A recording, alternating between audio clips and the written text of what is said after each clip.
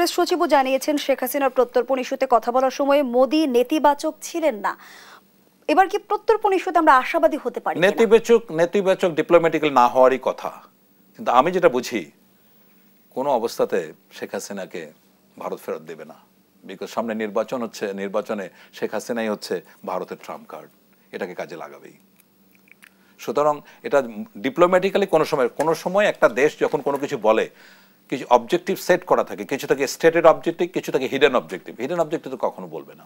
So আমি যেটা মনে করি যে শেখ হাসিনাকে ফেরত নিয়ে আসাটা এটা একটা এখনো অলিক বিষয়। এটাকে আনতে হলে অনেক দূর, অনেক খড়কুটো পোড়াতে হবে, অনেক অনেক মানে ঝুঁকি ঝামেলার মধ্যে ভিতর দিয়ে যেতে হবে। প্রেস সচিবের বক্তব্য ক্ষতিকর রাজনৈতিক উদ্দেশ্য প্রণোদিত এমনটি প্রচার করেছে ভারতীয় একাধিক মিডিয়া। দুই দেশের বক্তব্য কি বিপরীতমুখী?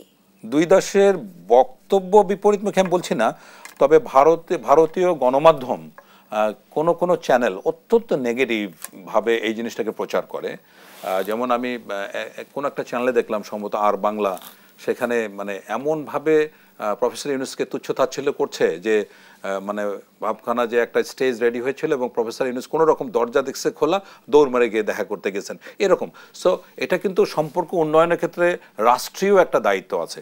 ভারতের উচিত হবে, বাংলাদেশের উচিত হবে যে গণমাধ্যমগুলি বা যারা নেতিবাচক সম্পর্কে নেতিবাচক প্রভাব ফেলতে পারে এ ধরনের মন্তব্য, তাদেরকে কিন্তু কড়া শাসনে আনতে হবে।